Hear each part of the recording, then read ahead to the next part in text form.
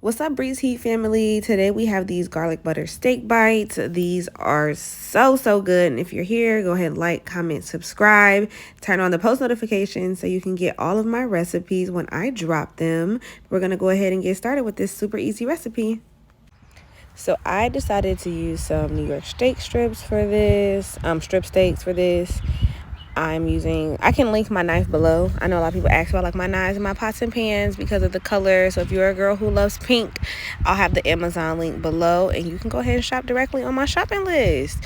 Let's all, prosper together. So I just really cut them into some bite-sized pieces. They can be as big or as small as you like.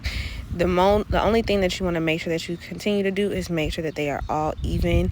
You don't want some to be super small, some to be super big, because that's how you're going to get an uneven cook on your steak bites. So like I said, just try to make it the most consistent that you can. So yeah, just continue to cut them all into the same size. You're going to see me do this for both of my steaks. So here I am starting on the second one. Some of the pieces I am cutting off the fat because my boyfriend does not like the fat on the steaks. So if I give him a small piece with a lot of fat, he's not going to eat it. But personally, I really don't mind. If you do like it, keep it. If you don't, you are more than welcome to cut it off. I think it'll be a little bit easier to start the cut off of the fat before you start cutting the steaks, just so you can, like I said, make sure they're all even.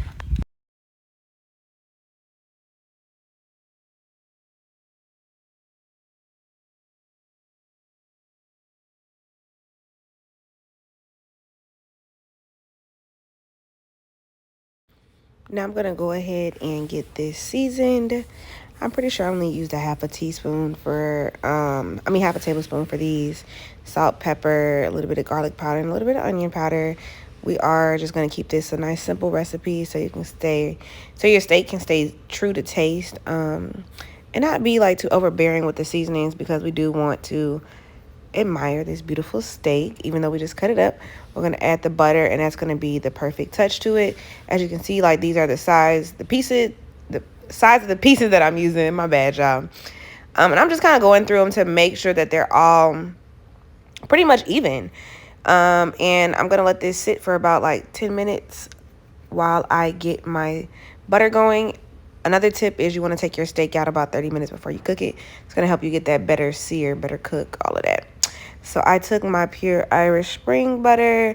I cheated and melted it in the oven. In the microwave. It's because I didn't let it get soft over like throughout the day. So, throw it in the microwave about maybe 5 seconds and it should look nice and melted like this. Then next, you're going to add in your chopped parsley. You're also going to add in your garlic paste. If you want, you can do the whole roasted garlic thing, cut open a garlic clove and all this stuff. But look, I don't have that type of time. I'm trying to make this a quick, easy dinner, y'all. This is not meant to be doing all them extra steps. Maybe one day, I'll add that. But like I said, we're just going to add a little bit of the garlic paste, salt, pepper. That's it, and mix it on up. You're going to make sure it's well mixed. You can use a spoon, a spatula.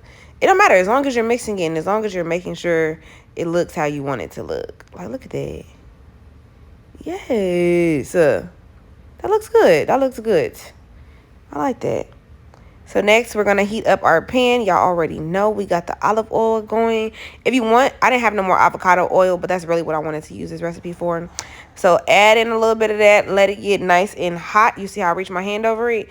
That's how you make sure it's hot. You don't want to put it in. If it don't make the sizzle sound, you don't want to put it in. So put it in. They're going to start to sizzle, you know what I'm saying? Like, this is how you're going to get that good crust. You're going to make sure that your crust or on your steak is really well seared. Go ahead and you're going to sear them really well. If you want to check how the sides look, you can. So go ahead and sear it. Once it's like to your desired sear temperature, etc., flip it. I did my stuff on medium well as far as like the temperature for the steak cook. And I did about 3 minutes on each side. You want to have your heat turned up on like a more closer to a high, but not like super high to where you burning up the place. You know what I'm saying? So like, we have the numbers in my house. I'm saying like, 6, 7, maybe 7.5. Because the crust you want to get, you see that? This is what you want it to look like. You want them bites to be crispy, you know what I'm saying? Like a real steak. It's going to be like a steak, but it's going to be a bite.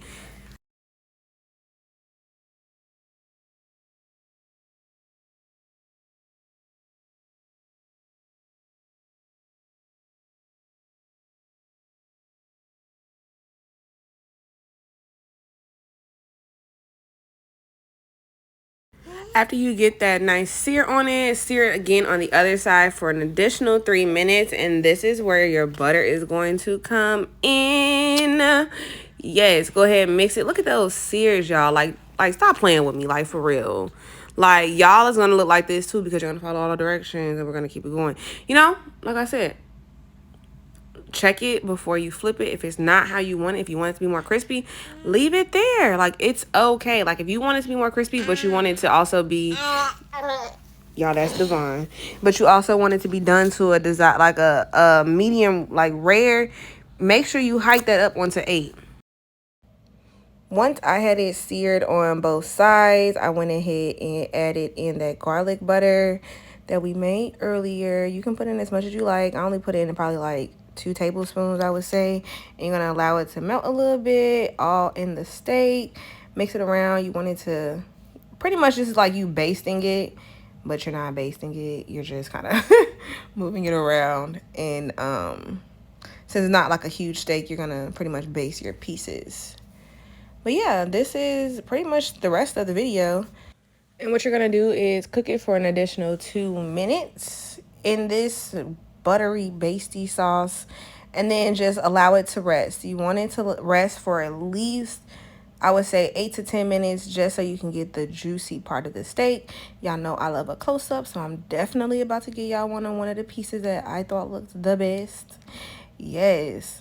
But, you know, you want to allow it to rest. That way, allowing it to rest is going to pretty much get you the juiciest part of it. Like, even if you like it well done, I would say, you know, maybe 5 minutes on each side and do it in this a little bit longer. But like I said, we're more of a medium well in my household.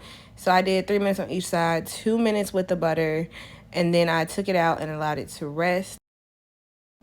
And this is just more angles, and y'all know I love close-ups, so just more angles of me finishing up this. And I'm gonna go ahead and plate it. And I just added a little bit more of that garlic butters that we have on top while it was resting, and it kind of just melted on real nice, and it was looking all good. If you want it to melt a little bit more, throw it in the microwave, you know, do what you need to do. But yeah, throw it into your pan. You're gonna let it rest. I know I said that so many times, but I really want to make sure y'all do that, because if you bite into it, you're gonna drain all the juice, and it's gonna be kind of tough. You're gonna be like, oh, that's nasty, and it's like, no, it's not. You ain't get the recipe from me. My recipe said to let it rest, so make sure y'all do that.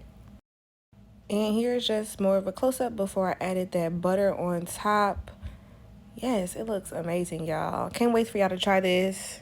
You can always tag me with your result. Be sure to tag me on Instagram at Breeze Heat.